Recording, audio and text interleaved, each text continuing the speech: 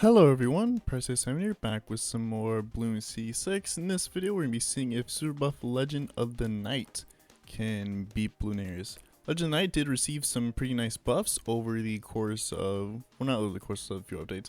Last update it did receive, or this update actually, it did receive some pretty nice buffs, so now it's considered the second strongest DPS tower behind, of course, True Sun God. And, True Sun God's like $500,000, so that's not to be too expected. Unfortunately, with that kind of damage increase, there was a change to where the portal no longer continues if the tower is sold and rebought. In order to compensate with that, NK reduced the price of Legend of the Night, but you're really only going for Legend of the Night in late game, so you're using farms. You're not really using Legend of the Night Chimps Motor and Poppable. It's really only used for kind of late game boss runs and all that. So the reason why they NK decided to buff it is so that way, Legend Knight is no longer actually just used for just kind of BTSG fodder, as they called it. They actually want it to be kind of a standalone, still decent DPS option as a tower, which it really is, as you can see in this video. But again, price decrease doesn't really do too much, as again, reducing it from 240k to 200k doesn't really do too much, but it's whatever. Now obviously we select Oben as our hero, simply just because he's probably the best hero to buff magic monkeys. Not really too many other options. There's Geraldo, that's really kind of about it. And even then, it's just kind of jar pickles and, the rejuve potion, resetting cooldowns. I figured that Oben probably would maybe be better simply just because the pierce buffs from him for early game I feel like would do pretty well. As Dark Knight and Dark Champion don't really have a whole lot of pierce. They can get pierce cap pretty easily, especially, Dark Knight for the early game. So that was just kind of a thing I was worried about. So I figured that, Oben would be better simply just because I need as much pierce as possible. And of course, Sharpening Stone won't really work for Dark Knight or Dark Champion. So just because I'll be going for 204 and 202. 203 actually. Not Middle Path. I don't feel like Middle Path is still actually worth going even with Geraldo. Now for tier 1, it's pretty much, just buy a Dark Knight. I figured that Dark Knight probably be the easiest way to do this. Well, of course there would be Dark Champion, but I didn't really feel like kind of farming, that hard going for banks, IMF loans, or whatnot, in order to be able to afford a Dark Champion. As I figured, Dark Knight plus minor support can probably do well enough in order to actually beat this tier of Bloonarius. The only really difficult part would be the ceramic cluster that Bloonarius spawns. As again, like I said, Dark Knight doesn't really have a whole lot of pierce and gets pierce cap pretty easily. So I need a fair amount of support in order to actually be able to beat that ceramic cluster. Really, I was just kind of hoping a glue hose would be more than enough in order to actually be able to beat the ceramic cluster, which it seems like it's doing pretty well. Just kind of slowing down the cerams and balloon insides does allow for Dark Knight to easily be able to beat that cluster. Well, the only issue is that there's going to be two more, and the clusters are going to spawn later and later into the track. So even though we did beat the first cluster pretty easily, Dark Knight won't have as much time in order to actually beat the next two clusters. Thankfully, cluster 2 wasn't really that bad, but as you can see, it definitely did get a lot farther along the track than you would really want it to. So we can't really do too much. Of course, I completely forgot about Camel Purples existing. I decided just to tank it as I did have the lives in order to do that. I was considering restarting just to hopefully be able to not lose Camel Purples, but it didn't really matter. Ceramic cluster number 3 was taken down surprisingly easy, and then, the rest is pretty easy. Dark Knight has bonus mob damage, so the rest of the health wasn't really too difficult to go for. Anyways, for tier 2, Dark Champion, straight up. Again, probably the easiest way to actually beat tier 2. You can maybe afford Legend of the Night by tier 2, but again, not really needed to. Although I guess if you did, you'd basically be able to solo all the way up to I don't know, around 120. Or not around 120. I don't think Legend Knight could beat tier 5 by himself, but Legend Knight can do surprisingly well. Different farming strategy this time. I figured that since Legend Knight is so expensive and definitely needs a lot. Needs a lot more money sunk into it than a Century Champion does. Figured to actually go for the efficient farming strategy, which is just to spam BRFs.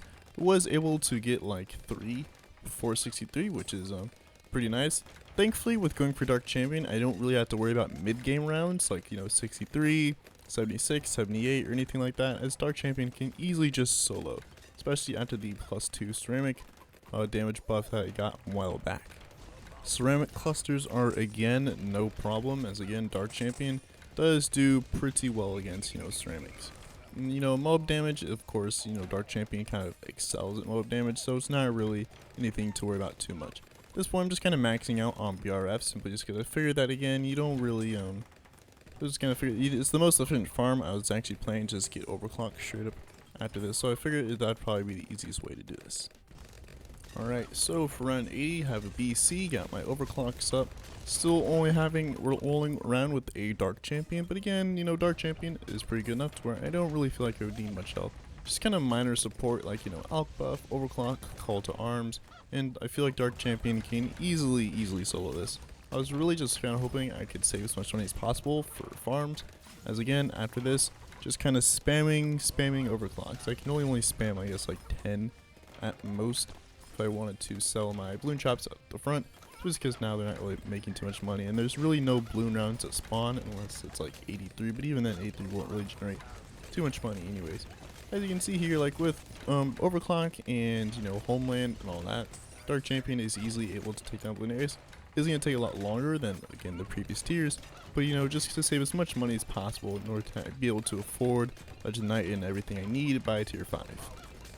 This by far is the most expensive super buff challenge I have done to date, and well, it's not really going to be the hardest, but well, it's not going to be hard at all, simply because it is Legend of the Night. You know, you call to him when all hope is lost.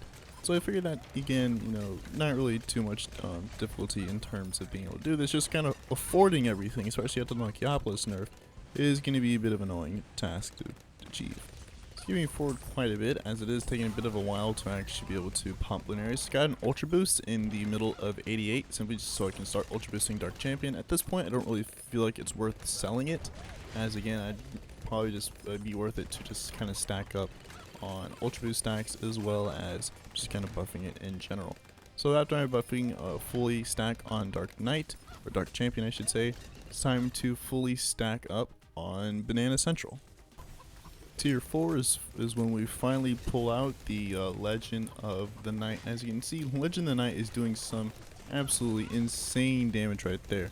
Not really surprising, seeing as, again, you know, it is like a $200,000 tower, so if it really wasn't able to do this, you know, that'd be kind of a wee bit disappointing if I do say so myself.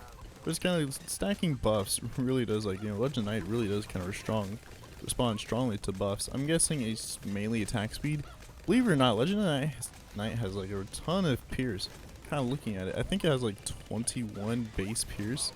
Like if you're going for like just 005, that doesn't even include like the Pierce buffs from like, you know, Laser Blast, which I only think Laser Blast gives 1, so it's only like 22. But that was an incredibly fast tier 4 kill. I think that's probably the fastest tier 4 kill we've had so far. I think the only one that can really contend is maybe Tax Zone or Sun Avatar, but I have to go back and look and see if it is.